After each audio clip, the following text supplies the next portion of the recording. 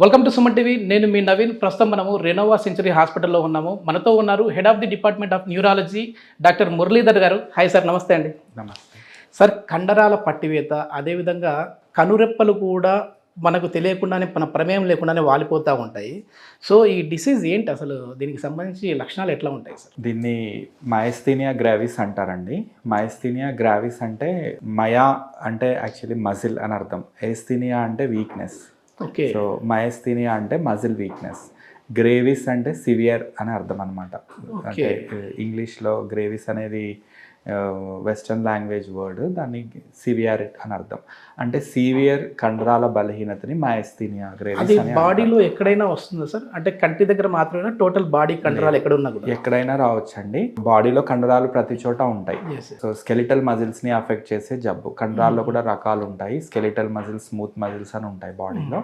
So skeletal muscles ని affect చేసే జబ్బుని మయస్థీనియా gravis అంటారు. ఇది యాక్చువల్లీ ఒక ఆటో ఇమ్యూన్ కండిషన్. ఇప్పుడు కండరం వర్క్ చేయాలి అంటే బాడీలో నర్వ్ నుంచి ఇంపల్సెస్ కండరంకి వెళ్ళాలి. Yes. ఆ నర్వ్ నుంచి ఇంపల్సెస్ వచ్చే జంక్షన్ దగ్గర, సో ఆ నర్వ్ ని అండ్ ఆల్సో మజిల్ ని మధ్యలో ఉన్న కనెక్షన్ ని న్యూరోమస్క్యులర్ జంక్షన్ అంటారు. న్యూరో అంటే నర్వ్, మజిల్ అంటే జంక్షన్. అది ఒక జంక్షన్. సో ఆ నర్వ్ మజిల్ జంక్షన్ దగ్గర ఏదైనా ప్రాబ్లం ఉంటే మయస్థీనియా అనే జబ్బు రావచ్చు. దానివల్ల ఏమవుతుందంటే కండరాలు బలహీన పడిపోతాయి. ఆ కండరాలు బలహీనపడడం అనేది ఎక్కడైనా జరగవచ్చు బాడీలో. బట్ కామన్గా జరిగే లక్షణాలు ఎలాగుంటాయి అంటే కనుపాపలు, కనిరెప్పలు వాలిపోవడం కానీ, అంటే రెండు కనపడడం కానీ, అండ్ అలానే మాట్లాడుతున్నప్పుడు మనం మాట్లాడాలన్నా కానీ కొన్ని కండరాలు అవసరం ఉంటాయి, కొన్ని మజిల్స్ అవసరం ఉంటాయి. ఆ మజిల్స్ వీక్ అయిపోవడం కానీ, ఆర్ఎల్స్ కొంతమందిలో స్వాలోయింగ్ ప్రాబ్లం, అంటే మింగడానికి కూడా కండరాలు అవసరం ఉన్నప్పుడు మింగే కండరాలు వీక్నెస్ ఉండడం వల్ల మింగడం కష్టం కానీ, ఈవెన్ షోల్డర్స్, నెక్ వీక్నెస్ ఉండడం కానీ, ఇప్పుడు ఒక పిల్లో పై నుంచి పేషెంట్ లెగవలేకపోవడం, తల పైకి లేకపోవడం, ఆర్ఎల్స్ నెక్ ఇలా వంగిపోయి ఉండడం కానీ, ఆర్ఎల్స్ upper limb and lower limb muscles weak అయిపోవడం వల్ల మెట్లు ఎక్కలేకపోవడము, ఆర్ఎల్స్ భుజం పైకి లేపలేకపోవడము, ఇలాంటి వీక్ లక్షణాలు ఉండొచ్చు. ఓకే. ఒక సివియర్ ఫార్మ్ ఆఫ్ మయస్థీనియా ఉంటుంది. దాన్ని మయస్థీనిక్ క్రైసిస్ అంటారు. ఈ మయస్థీనిక్ క్రైసిస్లో యూజువలీ స్వాలోయింగ్ కండరాలతో పాటు శ్వాస కండరాలు కూడా అఫెక్ట్ అవ్వచ్చు. మనం బ్రీదింగ్ చేయాలన్నా కానీ ఇన్స్పిరేషన్కి ఇన్స్పిరేటరీ మజిల్స్ అంటారు, ఎక్స్పిరేషన్కి ఎక్స్పిరేటరీ మజిల్స్ అవసరం ఉంటాయి. సో ఈ మజిల్స్ వీక్నెస్ వల్ల కూడా యాక్చువల్లీ మయస్థీనియా ఈ కండరాలు అఫెక్ట్ అయితే మయస్థీనిక్ క్రైసిస్ అనే ప్రాబ్లం సంభవిస్తుంది.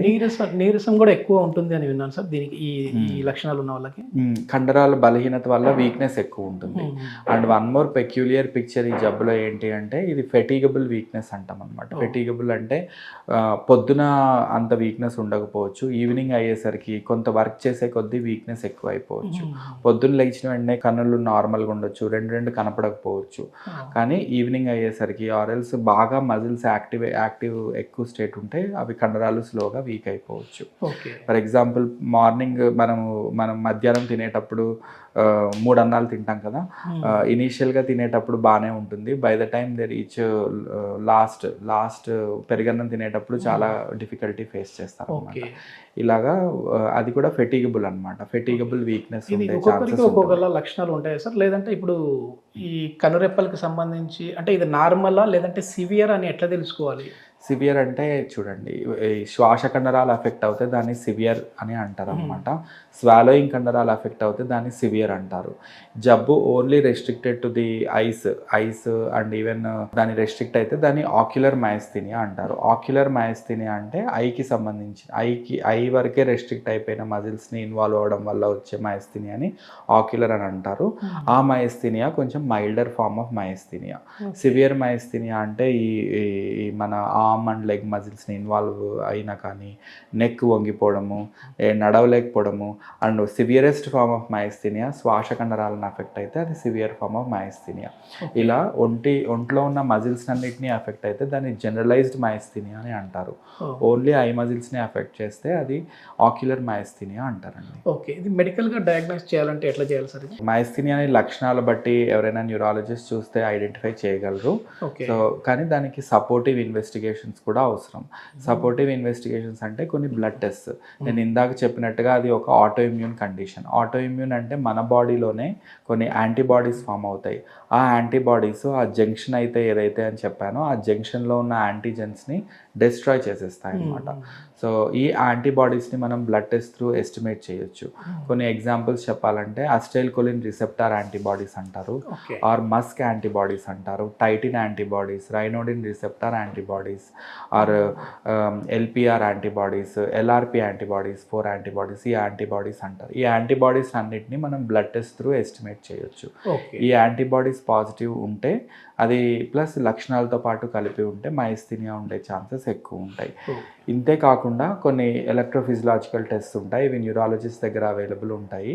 So RNS, repetitive nerve stimulation అంటారు. కండరాన్ని కంటిన్యూస్గా స్టిమ్యులేషన్ చేసి అది లాస్ట్ ఎక్కువగా స్టిమ్యులేట్ చేస్తే అది ఎలాగుంటుంది రెస్పాన్స్ అనేది చూస్తారన్నమాట.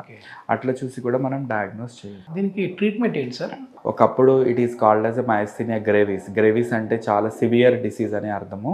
ఇప్పుడు ఏదైతే with the advanced treatments myasthenia అనేది very easily treatable disease also.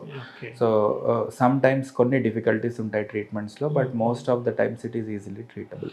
దీనికి ట్రీట్మెంట్స్ టాబ్లెట్స్ ఉంటాయి. సో టాబ్లెట్స్ ఏంటంటే ఆ టాబ్లెట్స్ వల్ల మనం ఆ నర్వ్ మజిల్ ట్రాన్స్మిషన్ని స్మూత్ చేసే రకంగా ఉంటాయి. పైరిడోస్టిగ్మిన్ అంటారు అండ్ నియోస్టిగ్మిన్ అంటారు. ఇలాంటి మెడిసిన్స్ ఇస్తాము. అండ్ బికాజ్ ఇందాక చెప్పినట్టు ఆటో ఇమ్యూన్ కండిషన్ అని చెప్పాను కాబట్టి ఆ ఆటో యాంటీబాడీస్ ఏదైతే ఉందో దాన్ని సప్రెస్ చేయడానికి మనము కొన్ని స్టిరాయిడ్స్ కానీ ఇమ్యూనోథెరపీస్ ఇస్తాం. అజథయోప్రిన్, మైకోఫిన్లేట్ ఇలాంటి కొన్ని మందులు మనం పేషెంట్కి అడ్మినిస్టర్ చేస్తాం. బాగా సివియర్గా ఉంది మైస్థీనియా, పేషెంట్ వెంటిలేషన్ పరిస్థితిలో ఉన్నారు.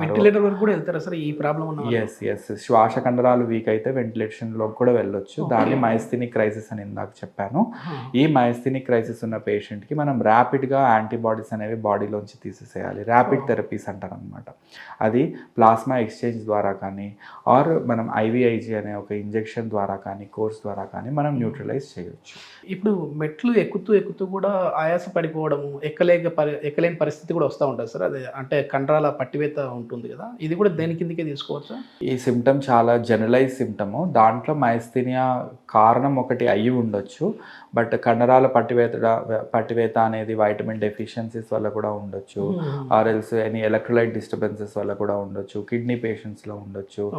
మెట్లు ఎక్కుతుంటే శ్వాస కష్టం అవుతున్నది అంటే మైస్థీనియా కూడా ఉండొచ్చు. But non myasthenic causes, for example హార్ట్లో ప్రాబ్లం ఉన్నా కానీ లంగ్స్లో ప్రాబ్లం ఉన్నా కానీ కూడా ఉండొచ్చు.